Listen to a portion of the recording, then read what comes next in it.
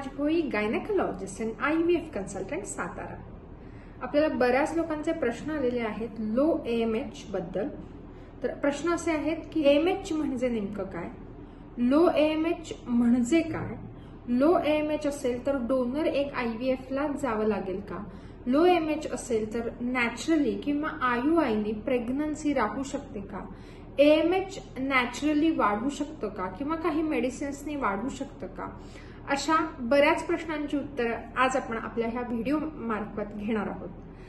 तर जर तुम्ही ह्या आमच्या चॅनलला नवीन असाल तर अशा माहितीसाठी आमच्या चॅनलला सबस्क्राईब करा आणि बेल आयकॉनचा बटन नक्की दाबा. सो AMH वंध्यत्वाचा उपचार घेणाऱ्या जोडप्यांमध्ये काही महत्वाच्या टेस्ट केल्या जातात. त्याच्यामध्ये AMH ही एक ब्लड टेस्ट केली जाते ज्याच्यामध्ये अँटी म्युलरिन हॉर्मोन नावाचं जे हॉर्मोन आहे ते शरीरामध्ये किती प्रमाणात आहे ते बघितलं जातं.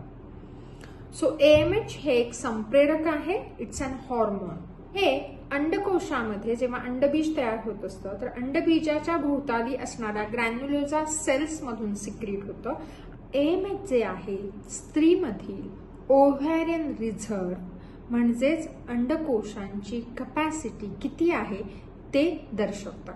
So AMH is related to the quantity म्हणजे किती फॉलिकल्स साधारणपणे अंडकोशामध्ये शिल्लक आहे याच्याबद्दल आपल्याला AMH नावाचं हॉर्मोन गाईड करतं जेव्हा आपण ट्रीटमेंटचा प्लॅन करत असतो.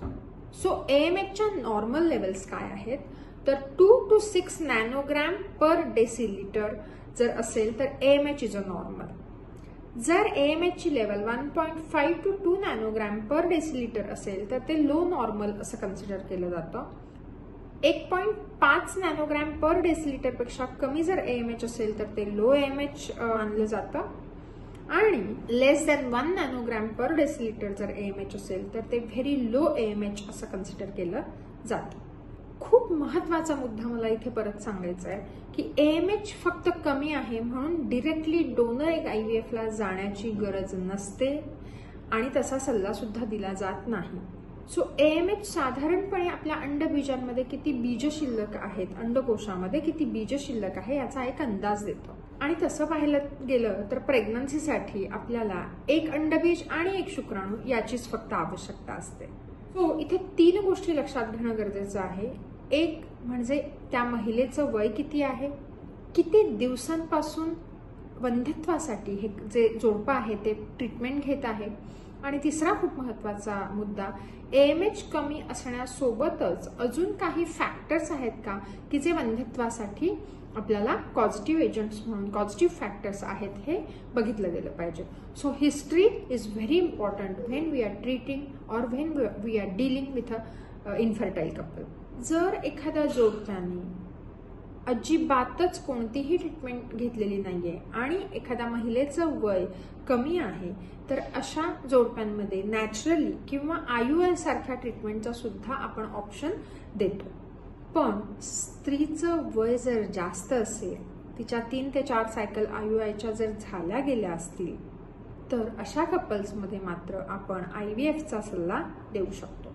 साधारणपणे महिलेचं वय 37 वर्षांपेक्षा जास्त असेल आणि AMH 0.5 नॅनोग्रॅम पर डेसिलिटर पेक्षा कमी असेल तर अशा जोडप्यांमध्ये डोनर एग IVFचा सल्ला दिला जाऊ शकतो.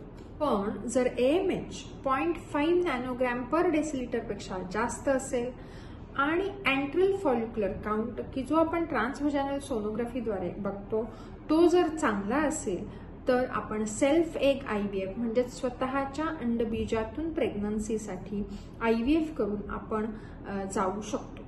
आता साधारणपणे एक गोष्ट लक्षात घेण्यासारखी आहे, जर जेव्हा आपण IVF करतो साधारणपणे 5 ते 10 फॉलिकल्स म्हणजे 5 ते 10 एग मिळण्याची आपल्याला शक्यता असते.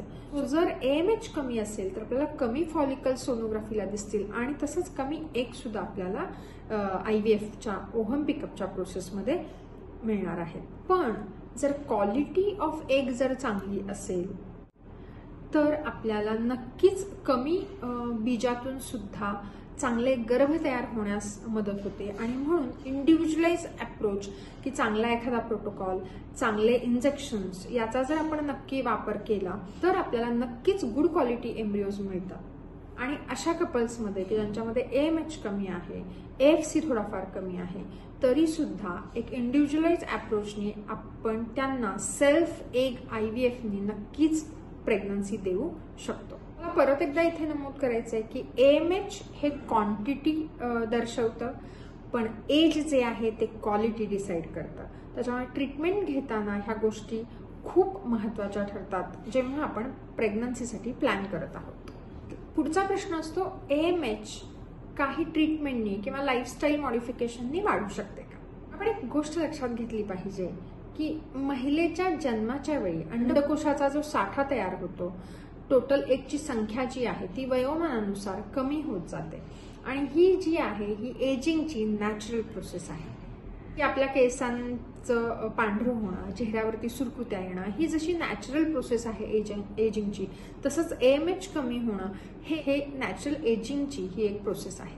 सो काही ट्रीटमेंट आहेत जसं की DHEA, arginine, testosterone gel, LH hormone, growth हॉर्मोनचे इंजेक्शन स्टिम्युलेशनच्या वेळी दिले जाणारे, एन्झाईम Q10, ह्या ज्या गोष्टी आहेत त्याचा आपण वापर करू शकतो, पण एव्हिडन्सनुसार याचा खूप फायदा झालेला दिसून येत नाही. आणि म्हणून जेव्हा आपण इन्फर्टिलिटीसाठी प्रयत्न करत आहोत तेव्हा AMH टेस्ट करून घ्या की जेणेकरून आपल्या अंडकोशाचा रिझल्ट किती आहे हे समजून घेता येईल आणि त्या दृष्टीने आपल्याला प्लॅन करता येईल. धन्यवाद.